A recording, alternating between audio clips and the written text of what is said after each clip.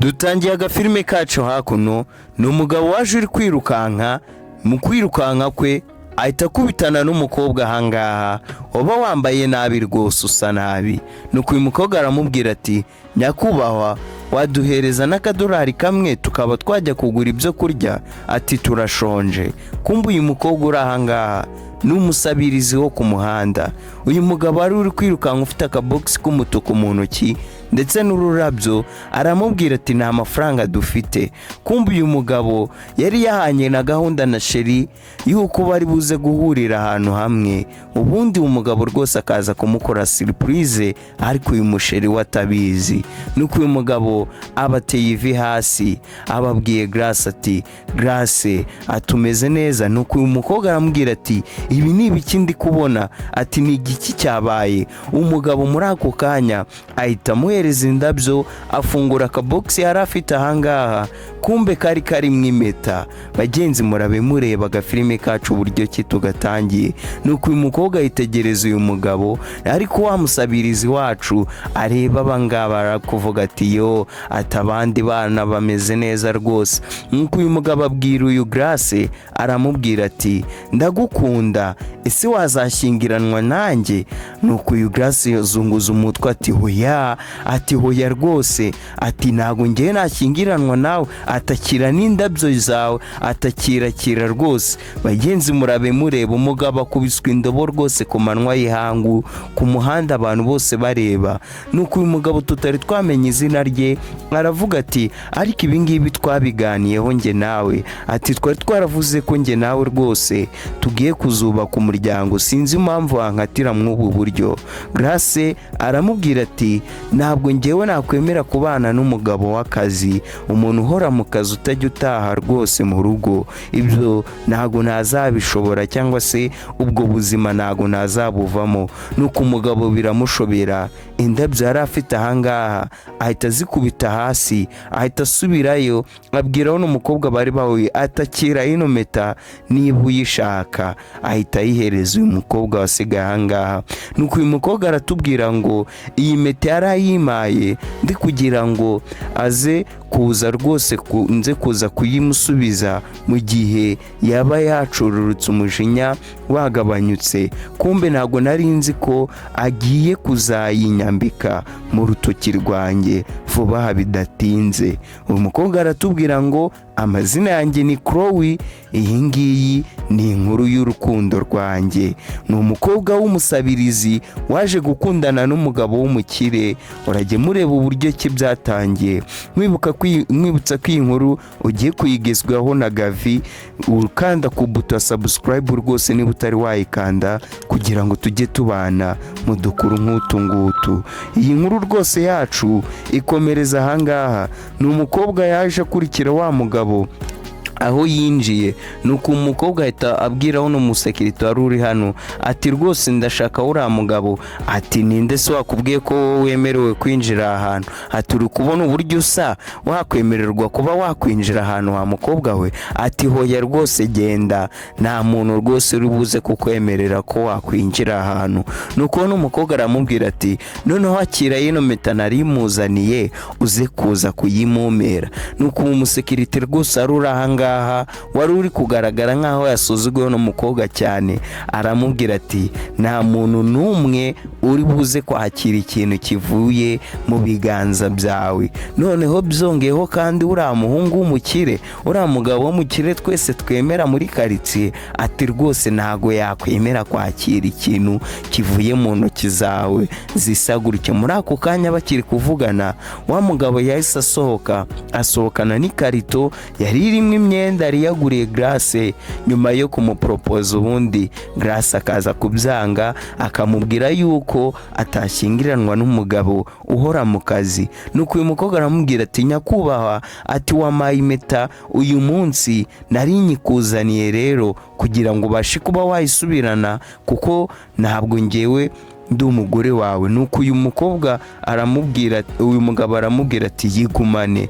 Nuko uwo mukobwa aramubwira ati ariko ko ndi kubona uva ku bintu byoroshye nk'umugore wawe rwose waguciye amazi nangwa se waguteye indobo ukahita wigendera nta n'ikindi kintu, ukoze. Nuko mu kumubwira gutyo umugabo ahita akubita igikarito yari afite hasi, abwiraho n'umukobwa ati nyumva, ati wowe hari igitekerezo waba ufite, waba uzi uburyo ki bisobanuye kuba wakwangwa rwose n'umuntu wari uzi ko ukunda ukamuporopoza imbere y'abantu, ahantu nka hariya haba hari ibihumbi n'ibihumbi by'abantu, akakwanga bene kari akageni.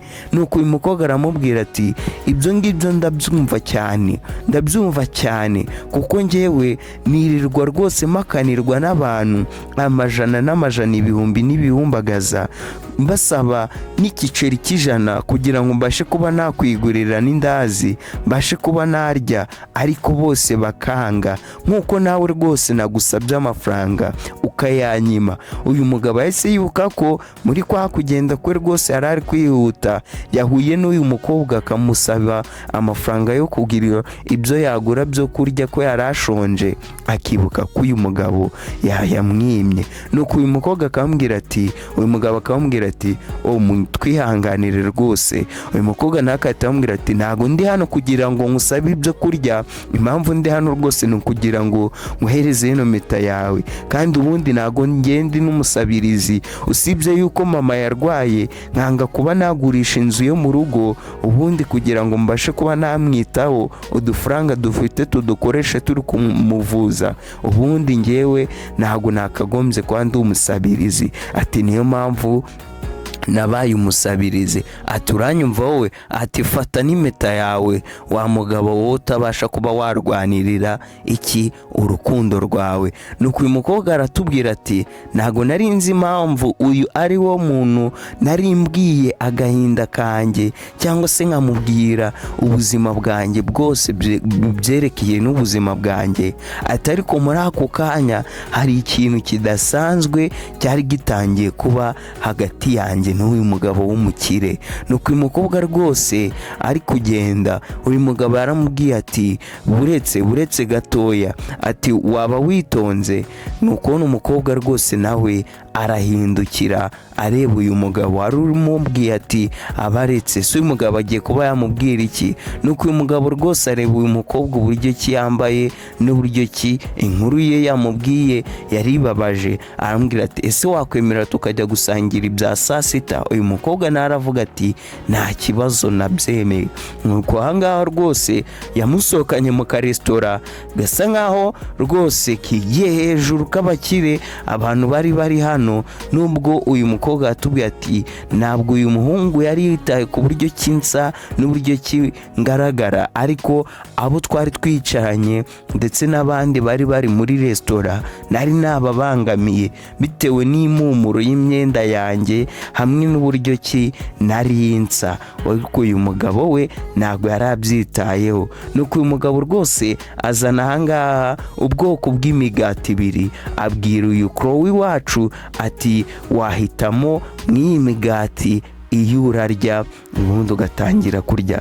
Uyu Chloe rwose amubwira aseka cyane, aramubwira ati oya, ati ibyo guhitamo si byo ngibyo ngewe ndabyitaho, ati maze iminsi ibiri rwose ntarya, ati rero ibyo ngibyo ntago mbyitayeho, ati icyo ari cyo cyose ndarya, ahubwo mereza ahangaha nangire nirire.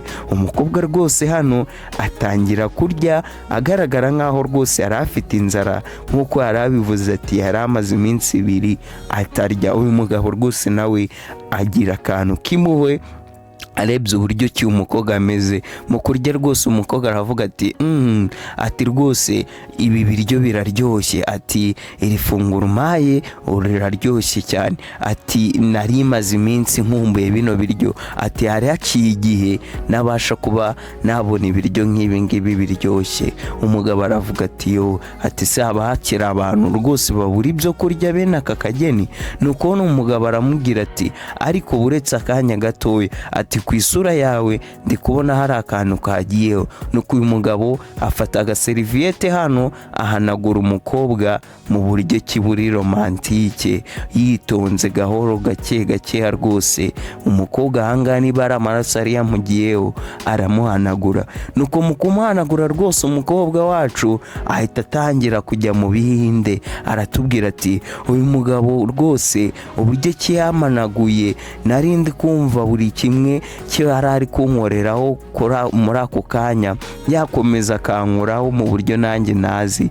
nuko n'umugabo aramubwira ati ese wakenera ibindi bintu byinshi bigiye bitandukanye? nuko n'umukobwa aramubwira ati nibyo si? yego rwose, ati nakuzanira ibindi biryo pe niba ubishaka, ntago ndimo kukubeshya. niko n'umugabo wacu yabwiye n'umukobwa ati niba hari ibindi biryo rwose yakenera yamubwira akabimuzanira. nuko n'umugabo aramubwira ati niba hari n'amafaranga rwose ukeneye iyo wakoresha, niba inzu yanyu rwose itameze neza twayitaho nkabasha kuba nagukodeshereza ahandi hantu ukaba wajya kubayo, kugurira rwose imyenda myiza igiye itandukanye ukaba wava mu iyo myenda imeze gutyo, ubundi ibintu bikaba byabasha kugenda neza. ati ariko urabizi, ati buretse gatoya, umugabo rwose w'umukire usa nkaho ucishije makeya rwose yahuye n'umukobwa aramubwira ati uba wakiye kano gafurari kanjye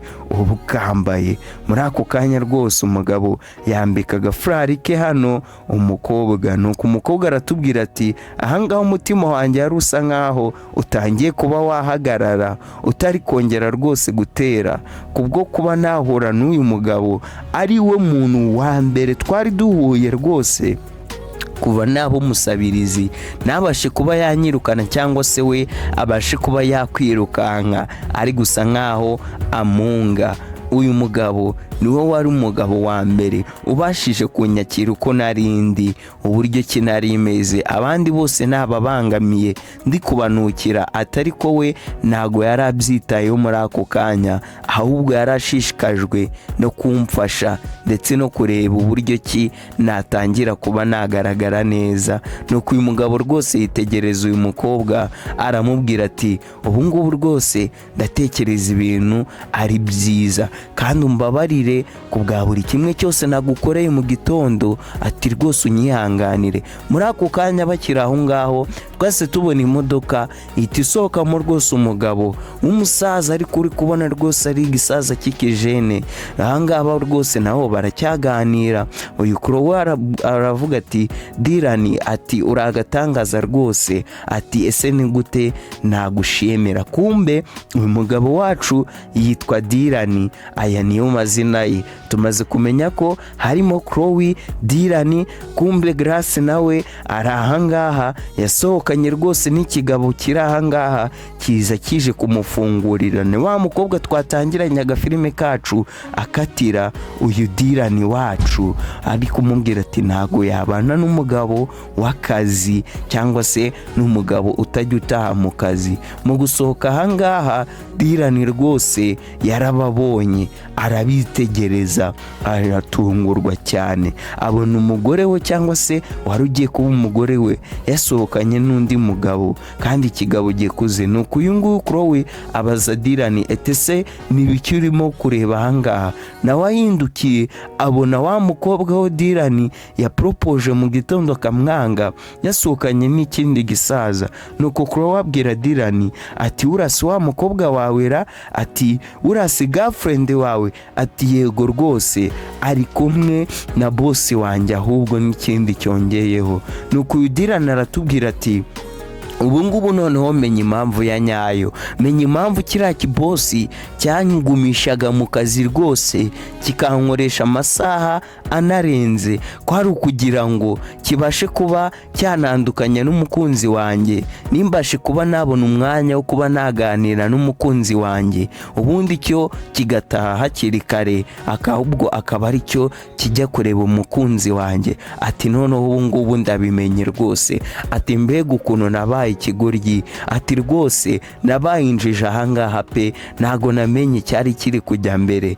nuko uyu rwose uyu mukobwa abwira uyu Dirani ati ariko Dirani, ati uri umuntu mwiza, ati uri umuntu mwiza mwiza pe. nuko Dylan abwira uno mukobwa Chloe aramubwira ati ibyo ngibyo se sha yabyitaho, ati ibyo ngibyo rwose byo kuba ndi umuntu mwiza, ati uriya Grace ntago yabyitaho. nuko uyu mukobwa rwose biramuyobera, atangira gutekereza ibintu yakora, uburyo ki rwose yafasha uyu Dylan. nuko umukobwa aravuga ati reka ndebe uburyo ki ikintu nakora kugira ngo uyu Dylan rwose mufashe, kuko ndabona ababaye, ndabona ashenjaguye umutima. muri ako kanya umukobwa igitekerezo cyamujemo, aramubwira ati ariko Dylan urabizi, ati hano ngewe rwose mfite igitekerezo cy'uburyo ki twakwereka uriya mukobwa Grace ko yanze umuntu w'agaciro kandi umugabo ukomeye cyane, umugabo mwiza buri mukobwa wese yakwifuza. nuko Dylan abaza Chloe aramubwira ati none se ibyo ngibyo twabikora gute? nuko Chloe aramubwira ati wewe ibyo bireke rwose, ati ndi umukobwa nzi ikintu cyababaza abakobwa benshi kandi buri mukobwa wese yababara, ati wewe reka nze nambare iriya kanzu wari wahaye Chloe wari ugiye kumuhereza akayanga, ubundi nkwereke utuntu twikorera tubasange hariya bari muri resitora. rwose umukobwa nicyo gitekerezo yahaye uyu Dylan. ahangaha bahise batwereka rwose binjiye mu karesitora, ni wa mukobwa rwose yaje yambaye inkweto ya nunshingeho n'ikanzu nziza cyane y'umutuku ndetse n'ikoti. wa mukobwa wari umusabirizi rwose, ahangaha yabaye misi, yabaye umukobwa mwiza cyane w'icyuki, utamenya ko ari wa mukobwa twatangiranye w'umusabirizi. nuko uyu rwose Dylan aramubwira ati uretse gatoya, uretse nkufashe mukuremo iri koti ubundi nzi kumanikira ahangaha. wa mukobwa rwose twatangiranye wari usa nabi, abantu rwose bari kumuhunga bitewe n'uburyo ki imyenda ye yari irimo kunuka, maze igihe hatoga bagiye bamukubita icyangwe bamutera make-up rwose, ahangaha aragaragara neza rwose. nuko Dylan rwose yaramurebye, amaso ye yanga kumuvaho. uyu mukobwa aramubwira ati kubera icyo urimo urandeba gutyo Dylan, habaye iki? ati nizeye mpamvu rwose zatuma undeba gutya. nuko Dylan rwose biramuyobera, ari kureba uyu mukobwa akabura icyo yavuga. nuko Dylan wacu aramubwira ati ntabwo nakwizera yuko ari weho umukobwa twahuye mu gitondo rwose, ati ntabwo nabasha kubyiyumvisha, ati uri agatangaza wa mukobwa we. nuko n'umukobwa aramubwira ati ibyo rwose nabirenze, ati njye ndi kubona nta kintu kidasanzwe. nuko Dylan aramubwira ati hoya, ati rwose wibeshya rwose, ati uburyo ki ugaragara n'uburyo ki wagaragaraga mu gitondo ni ibintu bitandukanye cyane cyane, ati uragaragara neza ahangaha rwose, uri mwiza, uri umukobwa w'agatangaza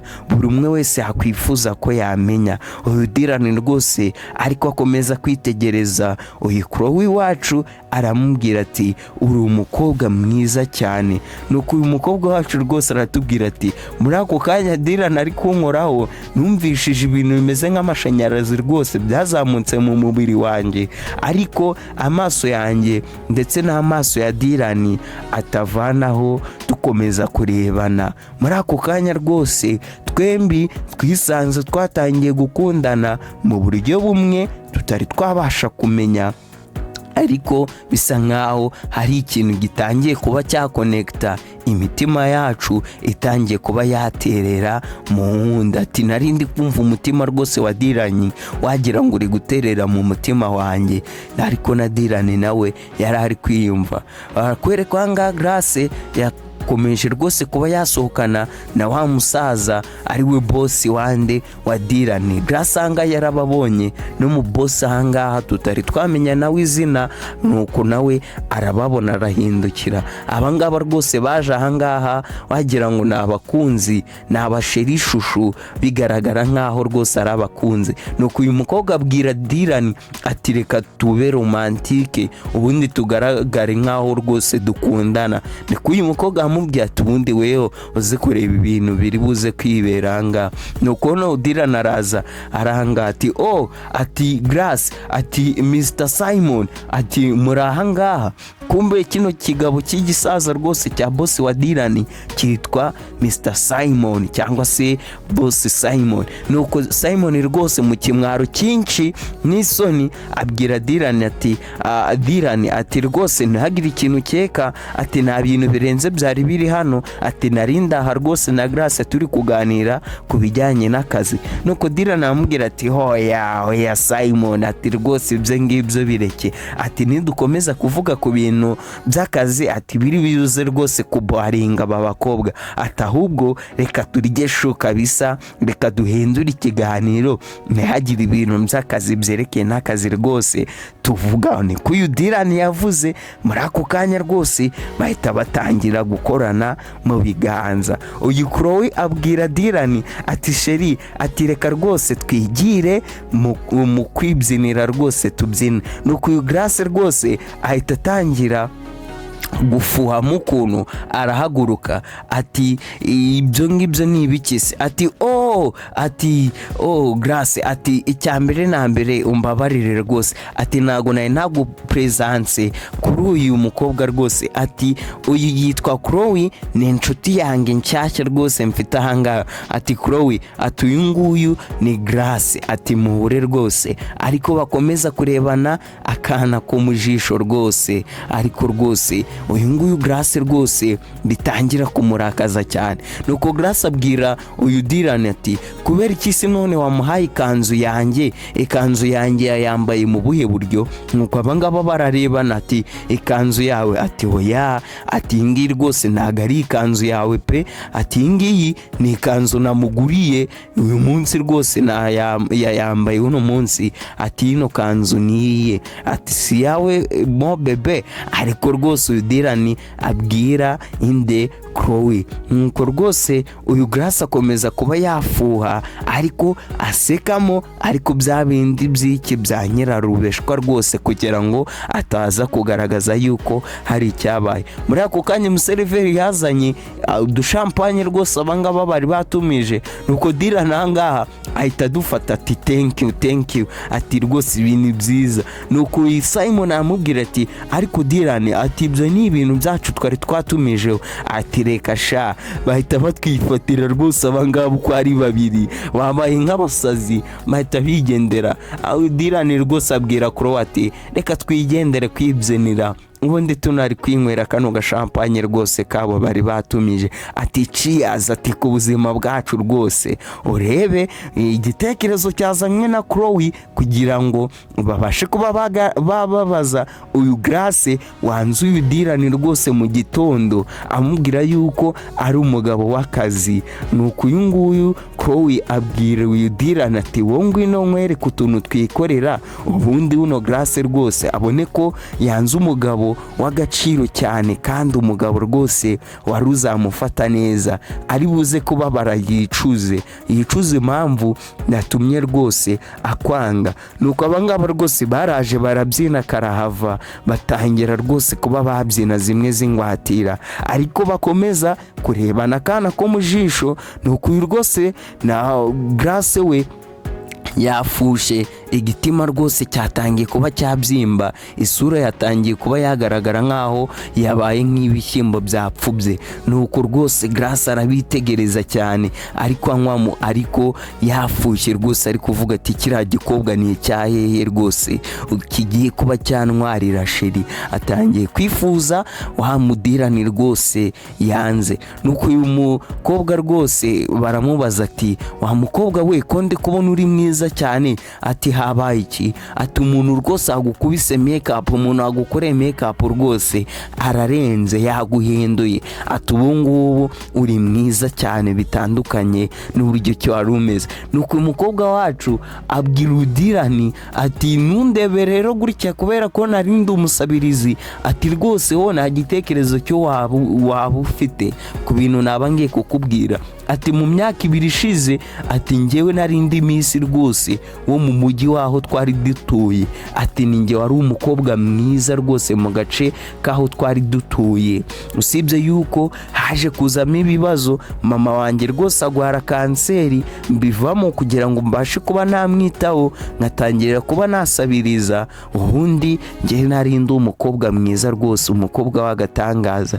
Nuko n'umugabo aramubwira ati ego pe, ati ibintu by'umbwiye biragaragara, aturi agatangaza wa mukobwa we, aturi mwiza ku buryo ki nta muntu wapfa kuba wabivumbura, aturagaragara nkaho rwose uri umukobwa mwiza. Nuko n'umukobwa aramubwira ati ariko nawe rwose uri umugabo w'agatangaza ku buryo ki buri mukobwa yakwifuza kuba yakundana nawe, kandi rwose nishimye kuba ndi kumwe nawe. Abangaba batangira kuba barebana, ariko rwose zimwe zireba izindi, nawe urabibona rwose uburyo ki batangiye kuba barebana. Nuko n'umukobwa aramubwira ati iri joro rwose ndifuza yuko ritaza kurangira, nangwa se tukaba twakwikomereza twakwibera muri ibi bintu. Nuko n'umudira aramubwira ati hari ikintu rwose nshaka kuba nakubwira, ariko ntago nzi uburyo ki nagisobanura. Mu kujya kumubwira rwose icyo kintu, nuko Grace yahisaza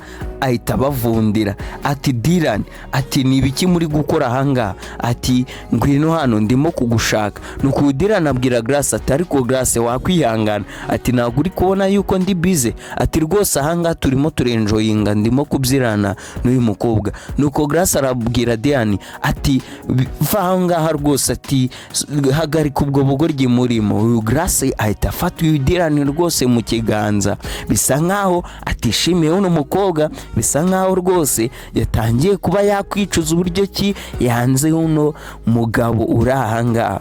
Nuko no Dylan aramubwira ati hoya rwose, ati ntabwo wanandukanya n'umukobwa twari turimo turibyinira. Nuko umukobwa aramubwira ati ariko Dylan wibagije yuko njye nawe twari tugiye kubana, ati rero ngwino hano tuvugane nk'abantu bakundana, cyangwa se ntabwo uzi ko rwose hari ibyiyumviro umfitiye, ati uyu mukobwa rwose mureke, ati kandi ndabizi yuko ukinkunda nubwo byabaye mu gitondo, ati ariko ngwino dukeneye kuba twaganira akanya gatoya. Nuko Dylan rwose ahita arekura Chloe hano, ariko aramubwira ati bawihanganye gatoya, ni igihe gitoya ubundi ndahita ngaruka, ati reka numve iby'uyu nguyu Grace arimo arambwira.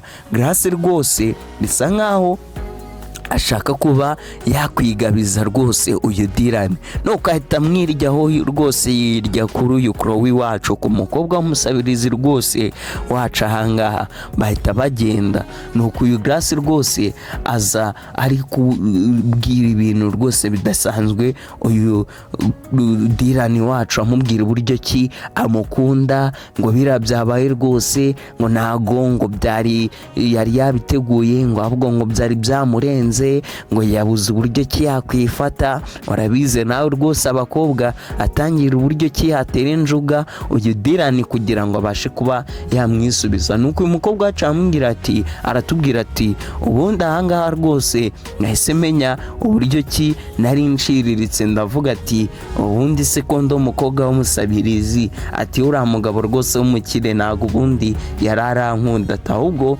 reka niyambarira agakoti mbashe kuba nakwigendera, subire ku muhanda aho nahoze, ubundi bariyambareke bikundanire, dore yuko anari bo banari mu cyiciro kimwe. Yo umukobwa wacu rwose yarihebye, yiyambarira imyenda yisubirirayo, aravuga ati ubundi ntago rwose nari nkwiye kuba nakundana na uriya mugabo rwose ni umukire. Nuko cya gisaza Simon cyaje ahangaha kiramubwira ati amadolari 200 urabyemera? Nuko umukobwa aramubwira ati ibiki, ati ntago uri kubyumva se, ati ntago ndi kumva icyo ushatse kuvuga, ati ndibuze kuguha amadolari 200 ubundi rwose tubashe kuba twakwinjoyinga njye nawe. Atarega ndabizi uri agatego ka Dylan, kwari ukugira ngo rwose ababaze rwose Grace kugira ngo abashe kuba yamugarukira, ariko ndabizi uri agasabirizi weho bakwishyuye, ati rero najye mbwira iyo ndibuze kukwishyura ubundi mbashe kuba nakwijoyinga nawe. Iki gisaza rwose ni igisaza kidafite disipurine cy'igihehesi rwose, irari ryishe, nuko gitangira kuba cyakora kuri uyu mukobwa. Umukobwa aramubwira ati mvaho wagisaza we, ati mvaho ntago nkeneye ko wamufataho. Nuko kino gisaza rwose gikomeza kumuhatiriza, ariko kimubwira ati wa mukobwa we nyumva, ati ku isi nta kintu kitagira agaciro, cyangwa se buri kimwe cyose gifite agaciro. Ati mbwira ndi buze kukwishyura angahe ubundi mbashe kuba nacyura. Nuko umukobwa aramubwira ati mvaho rwose, mvaho njya kure yanjye, cyangwa se mbashe kuba nagukubita rwose urushyi muri iyo sura yawe isa nabi rwose, wagisaza we kitagira disipurine, wagisaza we kitimenya. Nuko uyu mugabo aramubwira ati ndabizi ko uri agasabirize wa gakobwa we, ati gabanya ubwo bugambo uri muravuga ahangaha. Nuko uyu mukobwa aramubwira ati mvaho wagisaza we, ati nta gitekerezo cy'ufite cy'ibintu nakorera mu iyo sura yawe ukomeje kongera gutyo. Nuko uyu musaza aramubwira ati mbwira sha mwishyure, bakwishyuye ahangaha ese ubundi, ati ino myenda bayishyuye ahangahera. Nuko uyu nguyu Dylan yahise aza rwose, igisaza gitangiye kuba cyafatiranaho n'umukobwa wacu Chloe, ahita gisunika rwose ahangaha mu burakari bwinshi cyane, igisaza kigwa hasi. Nuko uyu mukobwa Grace aramubwira ati Dylan atukoze ibiki? Mu kujya kwegura n'umusaza, ahita amubwira ati nawe mvaho, mvanaho ibyo bijaba byawe rwose, ati reka nihagurutse. Igisaza ahangaha kita kihagurutse rwose, ariko kihanagura kuko bari bagikubise hasi. Dylan rwose yaragikubise hasi. Nuko Chloe atangira kwihisha inyuma yande ya Dylan. Dylan rwose biramucanga uburyo kino gisaza cyari gitangiye kuba cyafatirana uyu mukobwa. Nuko igisaza rwose mu kimwaro cyinshi cyane n'isoni kita kibwira uyu Dylan ati Dylan weho ndakwirukanye, ati ntuzongere no kugaruka mu kazi kanjye, ati ubu ngubu ndakwirukanye, ukomeze ugumane n'icyo gikobwa cyawe rwose cy'igisabirizi, numushake mujye gukora kampani y'abasabirizi. Reka iki gisaza rwose kidafite disipurine cyavuze. Uyu Grace kimenya yuko Dylan bamwirukanye, ahita yongera arigendera, kandi yari amaze gusaba uyu Dylan imbabazi, amubwira yuko rwose yabitekerezaho ubundi bakaba basubirana. Uyu Dylan yasigaye ahangaha asigarana na Chloe wacu Grace wari umaze kumusaba imbabazi, arigendeye amaze kumva yuko rwose boss Simon amwirukanye. Bigaragara yuko rwose uyu Grace abatanakunda uyu Dylan, ahubwo aba ari amafaranga ye amukurikiyeho. Nuko rwose Dylan abwira Grace Chloe ati umeze neza? Ati yego rwose meze neza, ati nta kibazo, ati urakoze kuntabara, ati urakoze rwose kunkiza. Nuko uyu mukobwa abwira Dylan ati ariko Dylan rwose uri umuhungu mwiza, ati ukeneye ibirenze cyane. Nuko n'umuhungu ahubwo abwira Chloe ati Chloe, ati ntago rwose nabasha kubyizera, ati nta n'uburyo ki nabasha kuba nabisobanura, ati ariko ntago ari ibintu rwose byantwaye igihe kirekire, kuko byamfashe igice cy'umunsi kugira ngo mbashe kuba nakumva uburyo ki ngo kunda. Ati Chloe, ati ndagukunda. Nuko Chloe amubwira ati oya, ati Dylan garukiraho rwose, ati ngende umukobwa cyangwa se ndi umugore w'umusabirizi wirirwa ku muhanda urimo waka abantu amafaranga. Nuko Dylan amubwira ati hoya, ati hoya, ati ntabwo uri uwo nguwo rwose, ati wewe uri umukobwa rwose w'inshuti yanjye, kandi umukobwa mwiza cyane, umukobwa rwose mwiza naba narigeze kuba nabonaho mu buzima bwanjye kuva nakura rwose. Ati niweho umukobwa mwiza nigeze kuba nabona, niweho rwose uruta abandi bakobwa bose naba narigeze kubona, ati ahubwo wakwemera yuko rwose nkubera. Nuko rwose uyu abura icyo avuga, ati nkubera boyfriend. Nuko Dylan rwose yabwiye uyu Chloe. Nuko Chloe rwose aramwenyura, urabona rwose Chloe ni umukobwa mwiza disi. Nuko yari yambaye bya byenda by'abasabirizi, niko akunda avuga ati nawe bitabera nuko bijya bitinda kuza. Nuko abangaba rwose batangira kuba bakorana mu biganza.